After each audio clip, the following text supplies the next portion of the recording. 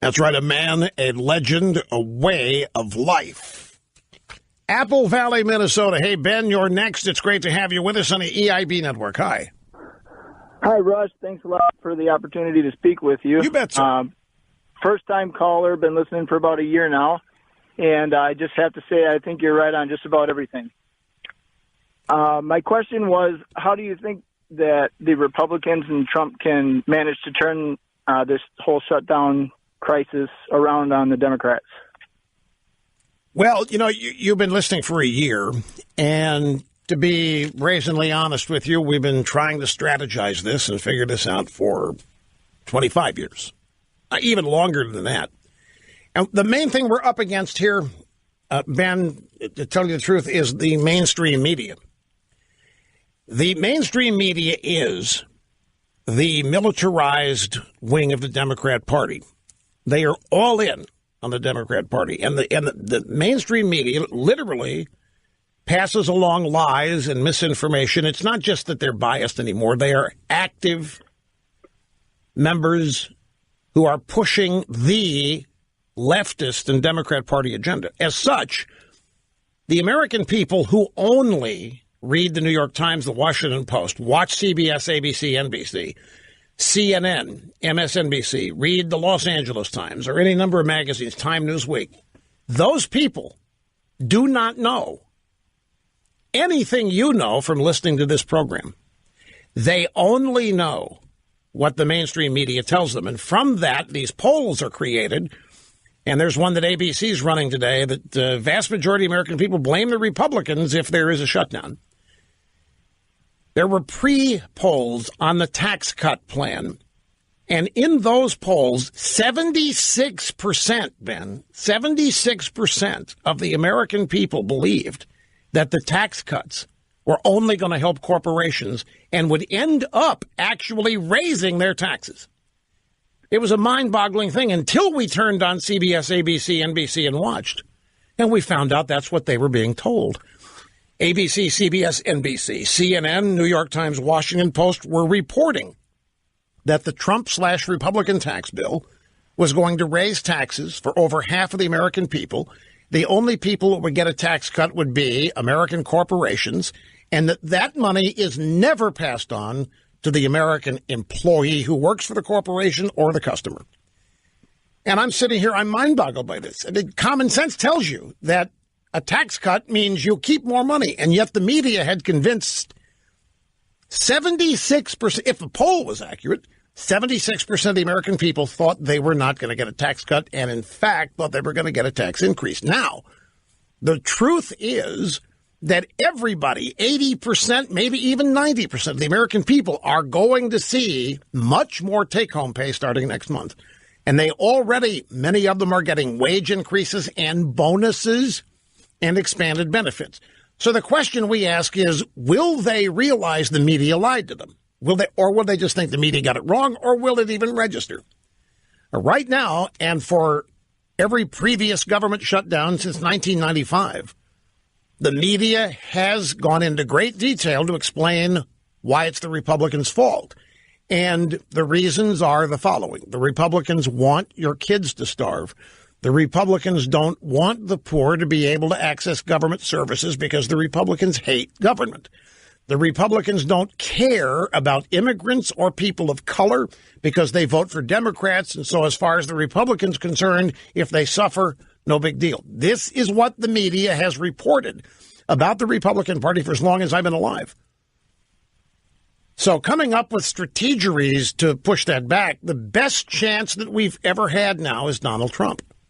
He's the first Republican to ever significantly, consistently, and with strength and vigor push back against it. I agree, and I hope he does. I think he always manages to find a way to win and turn the Democrat shenanigans against him.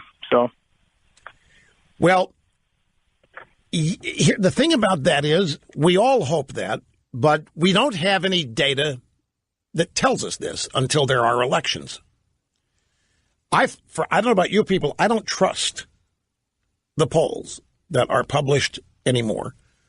as wrong as they were about the general election, as wrong as they were about the special elections that happened last year, the polls are nothing more than a tool for making public opinion. The polls are not taken to reflect public opinion at all. The primary purpose of polls is to depress and dispirit Republican voters by making them feel constantly like they're in the minority. The purpose of polls is to reinforce among Republican voters that there's no hope, that no matter what it might look like, Republican voters are a very tiny minority of the thinking in this country.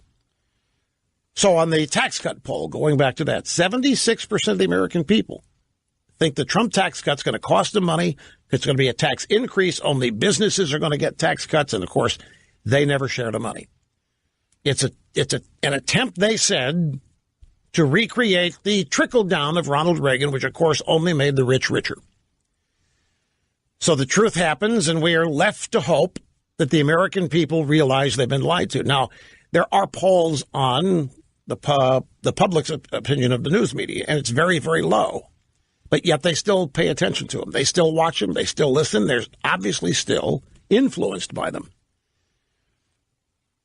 And, Ben, it doesn't matter what you read or watch. ABC, CBS, NBC, New York Times, Washington Post, USA Today, LA Times. It's identical.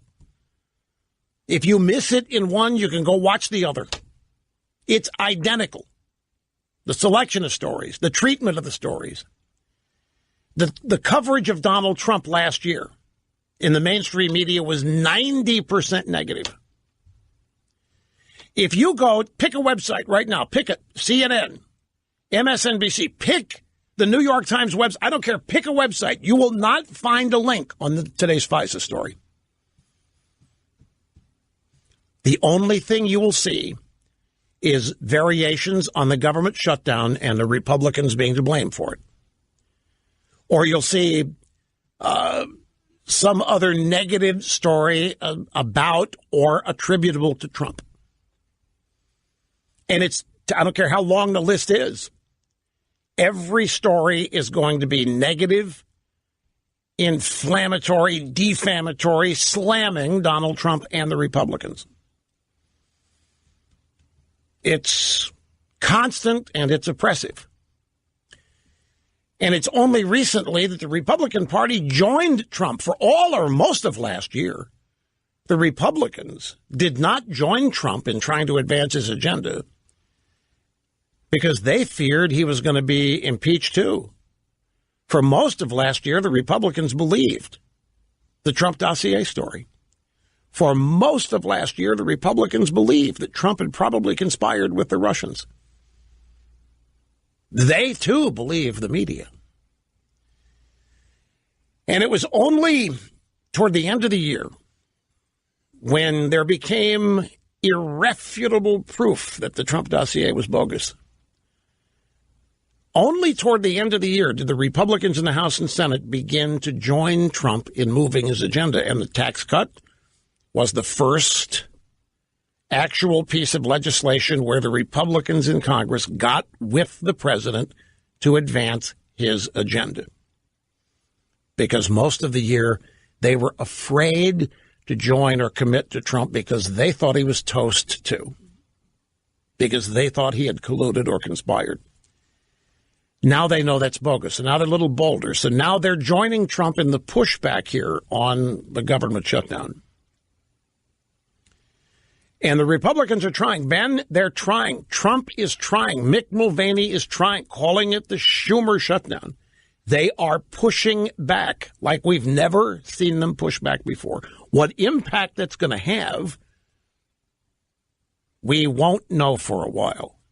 But it's a damn sight better than it has been. So the strategy, it's a long answer to your question, what will we do? But we're watching the Trump administration and the Republican Party basically get going on at least something to push back, where in the past they haven't even done that. Half my brain tied behind my back, as always, to be fair, to be compassionate, to be understanding, to give people hope. Sheboygan, Wisconsin. This is Ron. Ron, I have to tell you a story. I'm from Cape Girardeau, Missouri. And growing up, we had a local TV station, Channel 12 KFES, and the weather guy was a name named Don McNeely. Now, we're living in Cape Girardeau, Missouri, right? And he told us the temperature in Sheboygan every day. And the only reason is he loved saying it, Sheboygan. And so you're the first call I think I've had from Sheboygan in a long time. So I had to tell you that story. I'm glad you're here. What's up? Oh, that's pretty hilarious. Hey, Rush. So my question is, how come Donald Trump's approval numbers are not really moving up and they're so low, even though so many good things are happening? Were you able to hear my answer to the previous caller? I was, yeah. Same thing. Drive-by media. If you believe the polls. Yeah. So it's all predicated on if you believe them. I think common sense would tell me that Trump's numbers are better than what they're being reported. But the drive-bys, remember what drives them. Trump is unfit. Trump is gauche. Trump is obnoxious. He's a pig. He's a boor. He's unfit. He's on the verge of a heart attack. This has been the essence of their reporting on Trump for all this time. He tweets and so forth.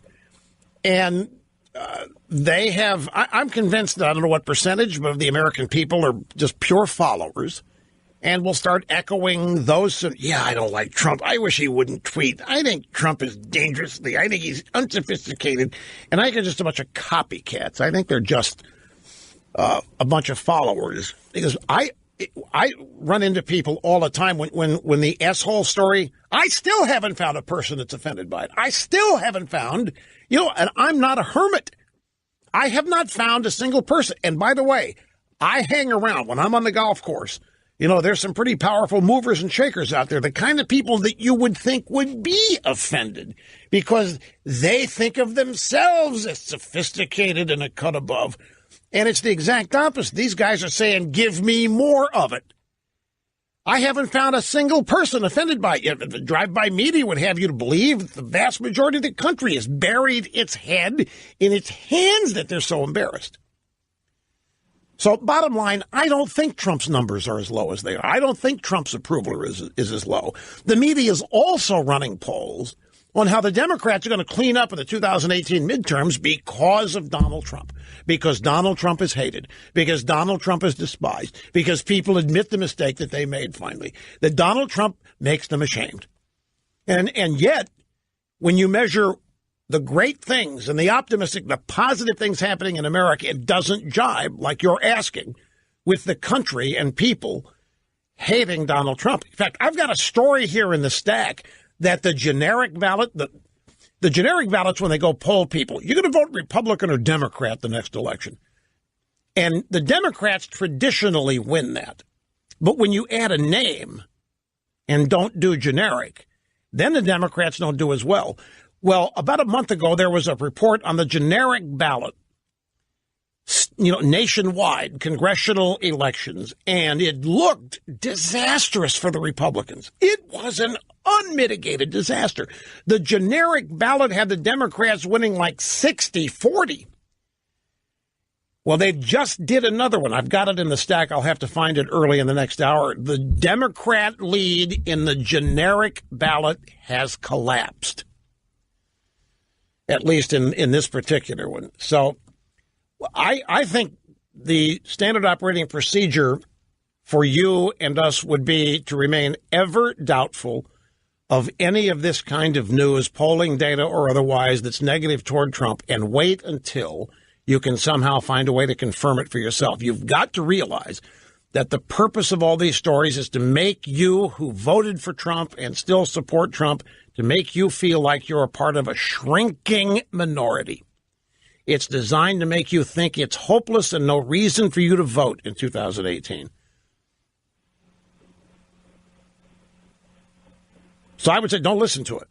Don't pay any attention to it. All it's going to do is frustrate you. All it's going to do is make you mad. And then you're going to say, what can we do to stop it? What can we do to reverse it?